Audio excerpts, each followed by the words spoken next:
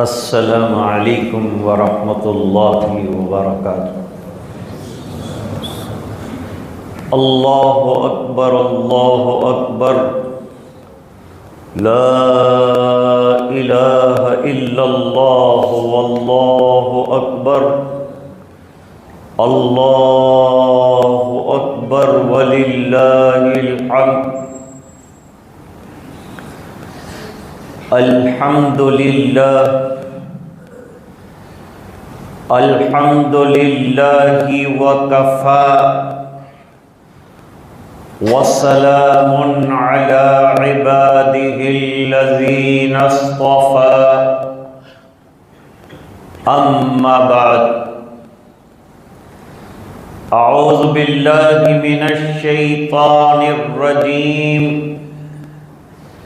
बिस्मिल्लाहिर रहमानिर रहीम। इन्ना अअतैनाकल कौसर फसल्लि लिरब्बिका वन्हर, इन्न शानिअका हुवल अबतर। सदक़ल्लाहुल अज़ीम। अल्लाहुम्मा सल्लि अला सय्यिदिना मुहम्मद व अला आलि सय्यिदिना मुहम्मदिन व बारिक व सल्लिम।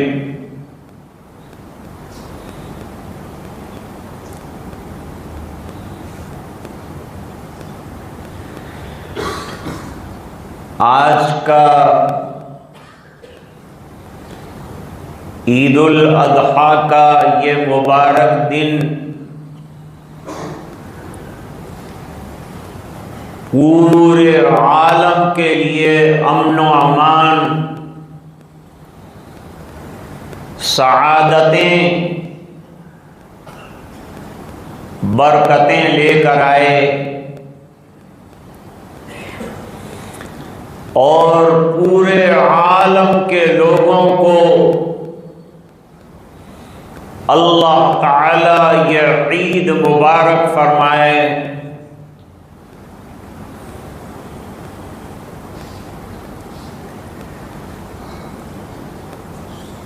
आज का ये दिन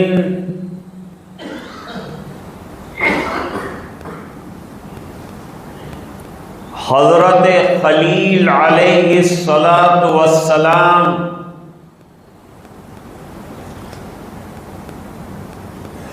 और ज़बीहुल्लाह हज़रत इस्माईल अलैहिस्सलातु वस्सलाम की यादगार।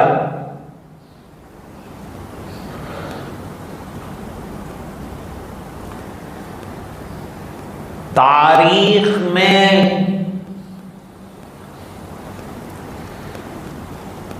ऐसी कुर्बानी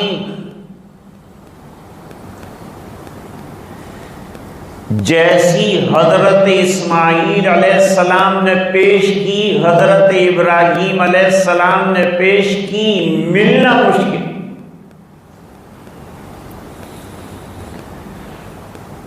नायाब वाक़या।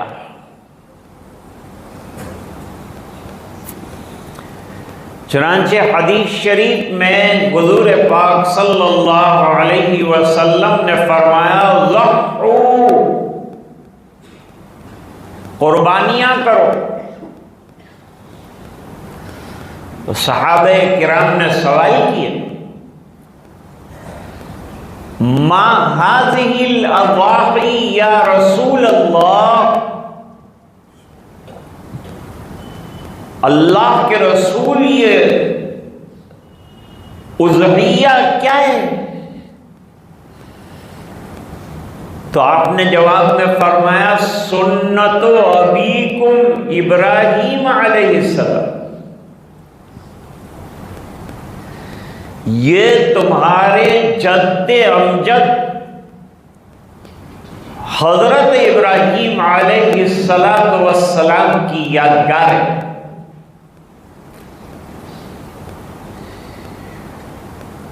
आबा व अजदाद की यादगार को लोग बाकी रखने की कोशिश करते हैं। बेचारे जो कम इल्म लोग हैं वो जब सही बात उनको बताते हैं तो वो ये कहते हैं कालू वजदना आबाना कज़ालिका यफ़अलून, हमारे आबा व अजदाद करते थे और तुम कौन होते हो ना कहने वाले। मालूम हुआ कि अपने आबा व अजदाद की अच्छी और सही यादगारों को बाकी रखे, बिदआत और खुराफात को छोड़े।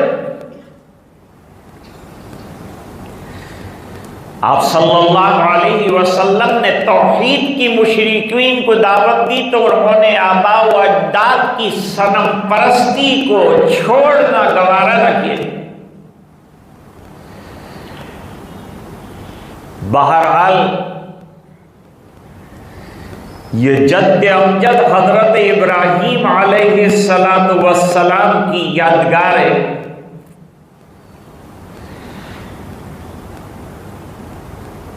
कि अपने अकलौते बेटे को चंद रात ख्वाब में देखने के बाद हजरत इस्माइल जैसे फर्मा बरदार बेटे से मशवरा किया कि तेरी क्या राय है अगर मैं तुझे ज़बह करूं।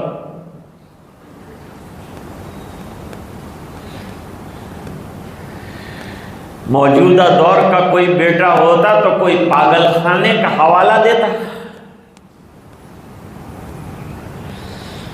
लेकिन इस बेटे ने कहा अब्बा आप हैं नबी, और नबी का ख्वाब होता है वही, और वही का जो है फौरी तौर पर अमल होना चाहिए। देर न लगाए, शैतान अच्छे कामों में रखने डालने का आदी, ताकि आदमी अच्छा काम न कर सके। बुराइयों में ले जाना शैतान का काम। अश्शैतानु यइदुकुमुल फ़क़्र व यअमुरुकुम बिल फ़हशा,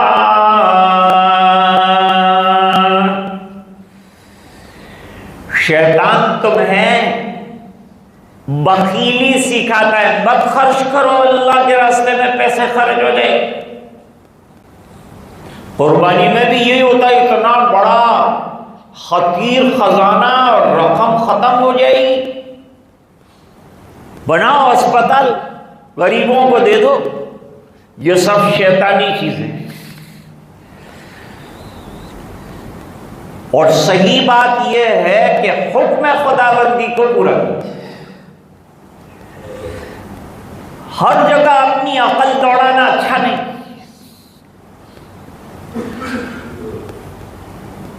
एक आदमी को भूख लगी है और वो पानी पर पानी पीता जाए तो क्या उसकी भूख मिट सकती?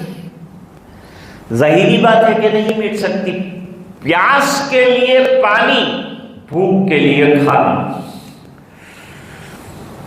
नमाज की जगह नमाज, सदक़े की जगह सदक़ा, ज़कात की जगह ज़कात, कुर्बानी की जगह कुर्बानी। बेचारे बिरादराने वतन गलत जुमला इस्तेमाल करते हैं, इसलिए उनको ज्यादा तकलीफ होती। वो कहते हैं कि तुम जानवर का कत्ल करते हो। भाई, जिसे कत्ल किया जाता है उसे खाया नहीं जाता, कत्ल करके लोग फेंक देते। ये तो मुबारक अमल है, अल्लाह का नाम लेकर अल्लाह के पैदा किए हुए इस जानवर को अल्लाह के हुक्म से ज़बह करना, अल्लाह के लिए करना।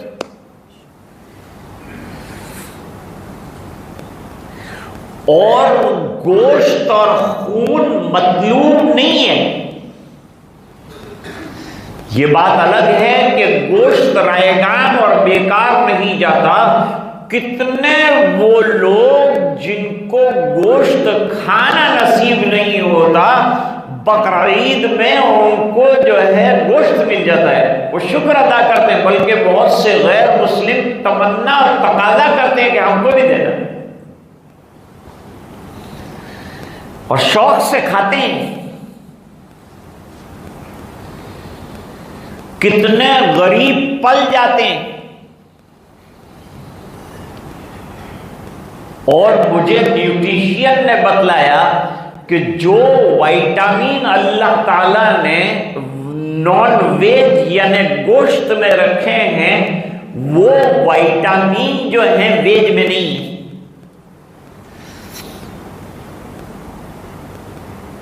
कुछ जानवर अल्लाह ताला ने पैदा फरमाए हैं, जानवरों को खाकर जिंदगी गुजारते हैं, और कुछ जानवर जो है घास चारा खाते हैं। अब शेर जो होता है उसे गोश्त चाहिए, बकरी जो होती है उसे घास चाहिए, गाय को चाहिए घास, उसको तो गोश्त खिलाओ नहीं खाई।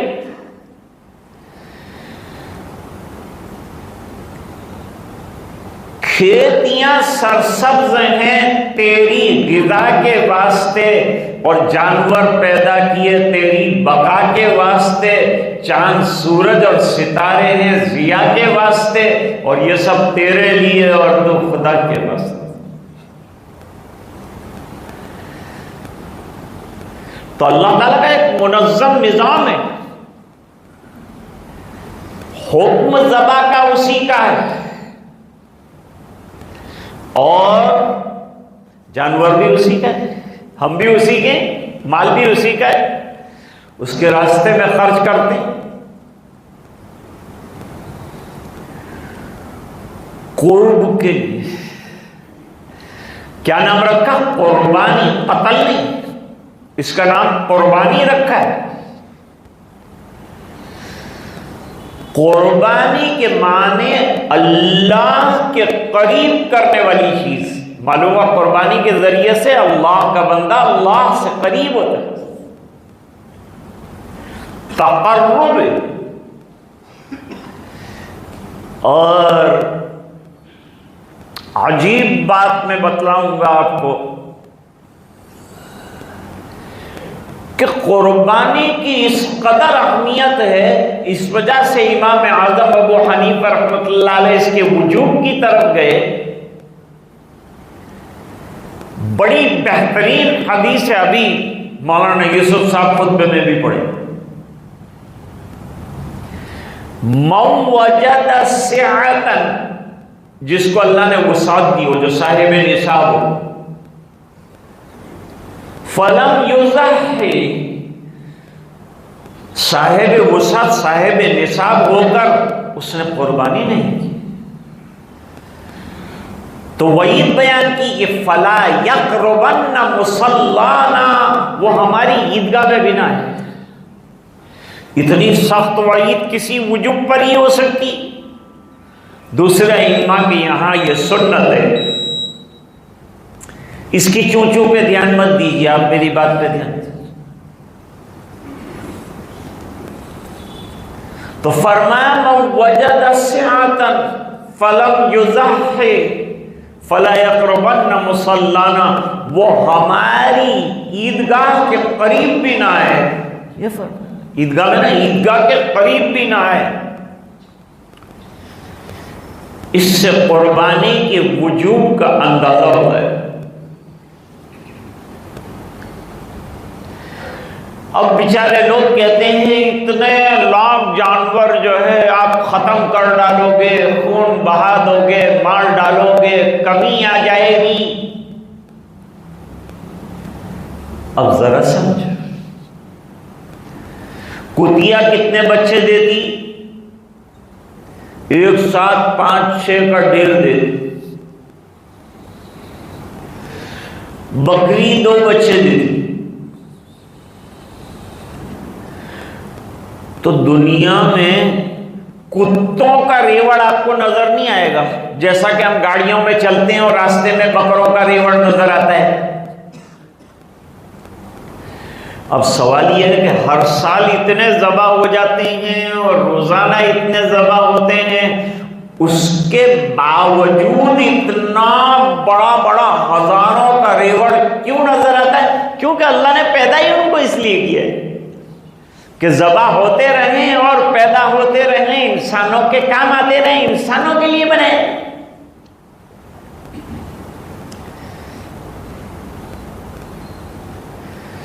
एक साहब कह रहे थे कि ये जो तुम कत्ल कर देते हो ना, बहुत ही बुरा लगता है। पहली बात ये समझो कि हम किसी की आंखों के सामने या किसी गैर के सामने ये काम ना करें। गोश्त भी ले जाएं तो ढक कर ले जाएं, सफाई का पूरा पूरा ख्याल रखें।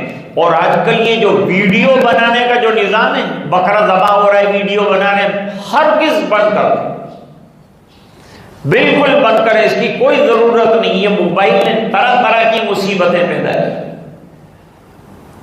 हम अल्लाह के लिए करते हैं, फिर दिखावा क्या है? क्या बकरा दिखाने का? 1 लाख का बकरा, 1 करोड़ का बकरा है, क्या करेंगे? अल्लाह को दिखाओ जो दिखाना। तो अल्लाह ताला ने ये निजाम ही ऐसा बनाया।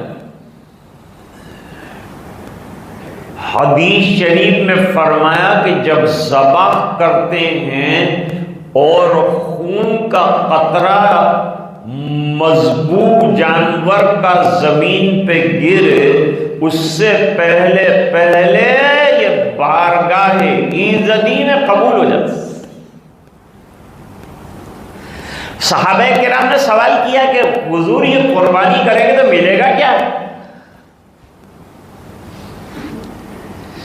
जवाब दिया,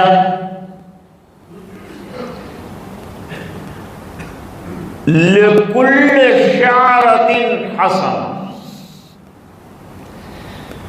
हर बाल पर नेकी मिलेगी। बाल कितने होते हैं? कोई काउंट करके बता सकता है क्या? कितनी नेकियां हुई? नेकियों की जरूरत नहीं है क्या? और दुम्बा ज़बा कर रहे हैं। दुम्बा ज़बा करेंगे तो उसका सूफ यानी ऊन आएगा। ऊन के एक बाल के एवज में अल्लाह ताला ने किया था फकत। हम तो नेकियों के भूखे हैं।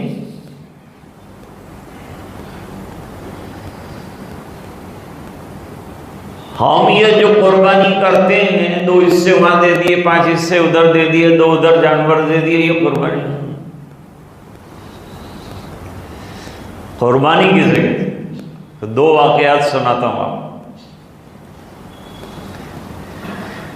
हजरत शेखुल हिंद रहमतुल्लाह अलैह,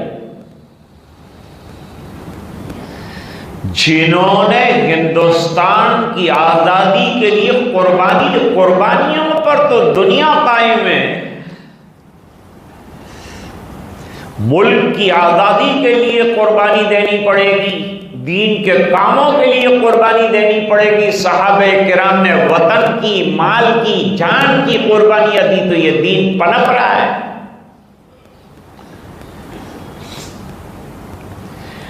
हजरत इब्राहीम अलैहिस्सलाम के बड़े इम्तिहानात रहे, उनमें से 3 इम्तिहान इंतहाई तौर पर जबरदस्त रहे हैं।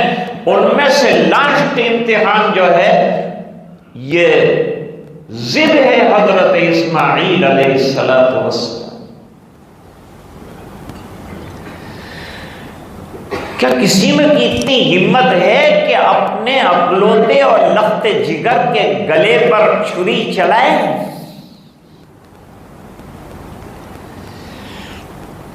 लेकिन अल्लाह फरमाते, देखा था ख्वाब में, लेकिन ख्वाब को पूरा फरमा दिया। क़द सद्दक़्तर रुया, आपने ख्वाब को शर्मिंदा ताबीर कर दिया। वाह कुर्बानी। अब खाली सवाल होता है कि भाई इन्नी आराफिल मनाम अन्नी अज़बहू का फंजुर माज़ा तरा, मैं ख्वाब में देख रहा हूं कि मैं तुझे ज़बाह कर रहा हूं। ये देखा तो लोग कहते ज़बा तो हुए नहीं, तो ये नहीं देखा कि ज़बा कर चुका। एक है ज़बा कर चुकना, एक है ज़बा करना। तो छुरी तो चला दी, हजरत खलील अलैहिस्सलाम, हुक्म पूरा हो गया। यूं कहा था कि छुरी चलाना है तो छुरी चला दी। अब अल्लाह ने आसमान से मेंढा भेजा। अभी आपने वो खबर सुनी जो T20 का वर्ल्ड कप होने वाला है, उसका जो कप है वो स्पेस के अंदर से डायरेक्ट अहमदाबाद के स्टेडियम में उतरा। जब इनका कप उतर सकता है तो बकरा क्यों नहीं उतर सकता? तो अल्लाह ताला ने वो उतारा। अरे आमिर शाबी रहमहुल्लाह की रिवायत है और सुफियान सौरी की रिवायत है कि हज्जाज इब्न यूसुफ के जमाने में काबतुल्लाह में आग लगी तो वो जो दुम्बा था उसके सींग लटक रहे थे वहां दलील के तौर पर, वो जल गए। वहां तक मौजूद थे बैतुल्लाह के अंदर तबर्रुक के तौर पर। तो हजरत शेखुल हिंद रहमतुल्लाह अलैह ने बड़ी कुर्बानियां दी। शेखुल हिंद रहमतुल्लाह अलैह एक बछड़ा पालते थे। जैसे ही ईद उल अजहा खत्म हो जाती है, बछड़ा ले लो और ये बछड़ा जो है उसको खिलाते थे, अपने हाथ से पिलाते थे। और जैसे वो इमरान भाई बादाम खिलाते हैं बकरे को, इस तरह से जो है वो शेखुल हिंद रहमतुल्लाह अलैह उसको दूध पिलाते थे। और कुर्बानी के 10 दिन बाकी रह जाते तो जलेबी को तुम तरस जाते हो, उसको जलेबी मिलती थी। जलेबियां खिलाते हैं, दूध खिलाते हैं, सर पे हाथ फेरते हैं। और इतना मानूस 1 साल के अंदर वो बछड़ा हो जाता था कि जहां हजरत जाए वहां वो जाता।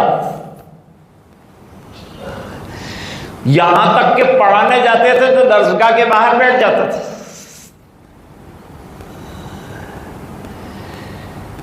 लेकिन जब कुर्बानी का दिन आता तो हजरत लिटाते थे,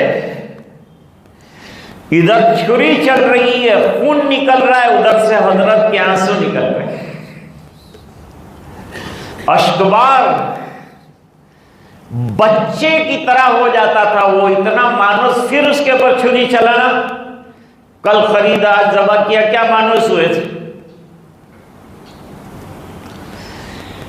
ये कुर्बानी असल कुर्बानी। अब जरा हमारे यहां मुश्किल हो गया है क्योंकि फ्लैट सिस्टम आ गई। फ्लैट भी फिर छोटा पिंजरे जैसा होता है, उसमें इंसान का समावेश नहीं है, बकरा कहां से आए। एक साहब ने मुझसे कहा कि मुझे भैंस करनी है। मैंने कहा भाई मेरा मकान छोटा है, इसके अंदर साइकिल भी मेरी नहीं आती, तो भैंस कहां से आई। नहीं भैंस नहीं का डिस्कस करनी। तीसरा कलमा याद है कि वो तो मेरे को याद नहीं, चौथा कलमा याद है नहीं। और जाना है टाइम में डीप में। मैंने उनसे कहा कि लतीफा सुनो डीप का। 2 बच्चे आपस में बात कर रहे थे। हमारे इलाके में तो बहुत बड़ा समंदर है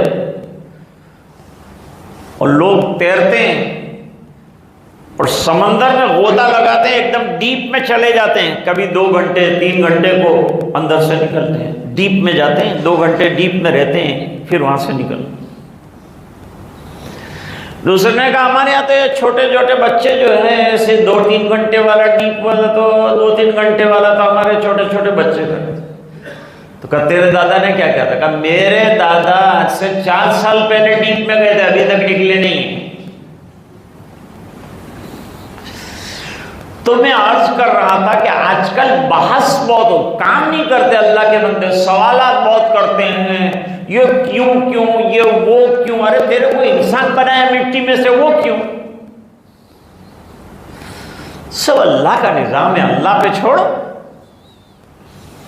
अल्लाह का हर काम हिकमत वाला है। चींटी भी अल्लाह ने और जर्रा भी अल्लाह ने बेकार नहीं पैदा किया है। अल्लाह बड़े लतीफ हैं, बड़े हकीम हैं, बड़े खबीर हैं, बड़े अलीम हैं।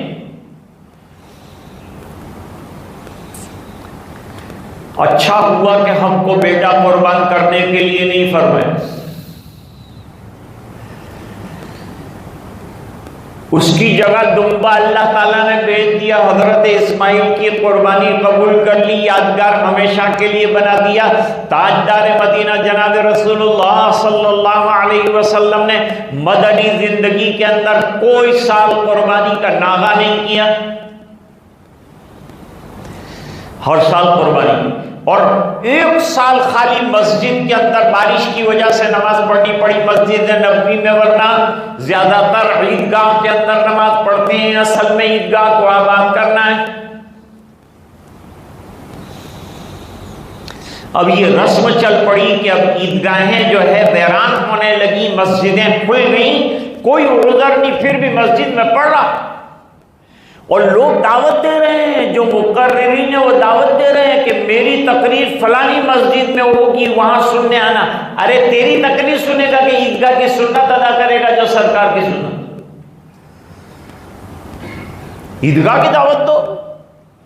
हाँ, माजूरीन के लिए मस्जिद जरूर खुली होगी, बेचारे बाद माजूर होते हैं, वहां तक नहीं जा सकते हैं, उनको जरूरत होती है तो उनके लिए मस्जिद खुली रखी जाए। लेकिन चंगा तड़ंगा मस्टंडा और फिर जो है मस्जिद में नमाज पढ़ रहे नहीं।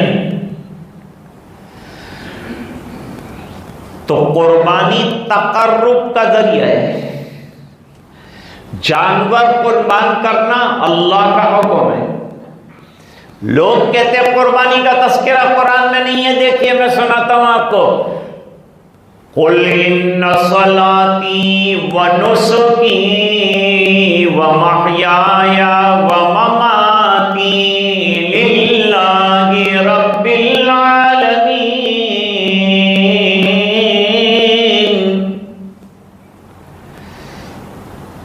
देखिए इसमें कुर्बानी का तस्करा। लन यनालल्लाह लुहूमुहा वला दिमाहुहा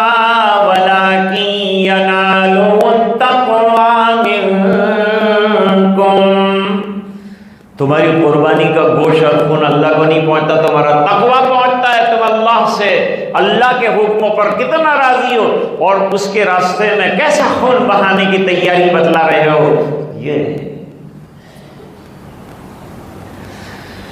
कानून गवर्नमेंट के मातहत हम कुर्बानियां करके जो रहेंगे, नहीं मानेंगे,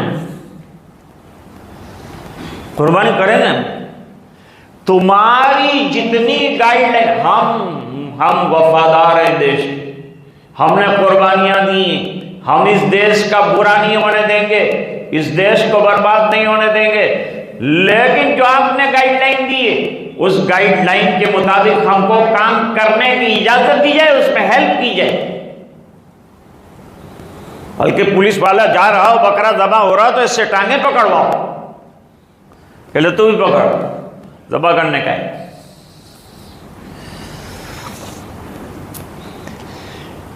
ये यहाँ चक्कर वहाँ चक्कर गाड़ियों से ये कोई हमको डरा नहीं सकते। हमने टैंकों का मुकाबला किया है, ये गाड़ियाँ क्या है। तो अल्लाह का हुक्म आजिज़ी, इनकिसारी, आफियत के साथ किसी को दुख पहुँचाना, किसी को तकलीफ पहुँचाना, किसी को परेशान करना, किसी के दिल को ठेस पहुंचाना, यह हमारा बिल्कुल मकसद नहीं है।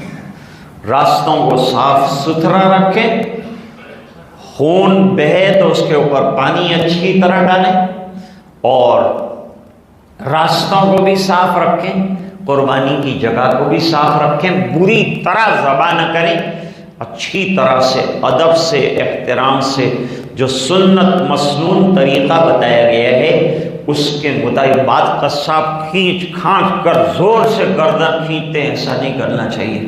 ये जानवर बड़े अदब का जानवर है, बड़े एहतराम का जानवर है।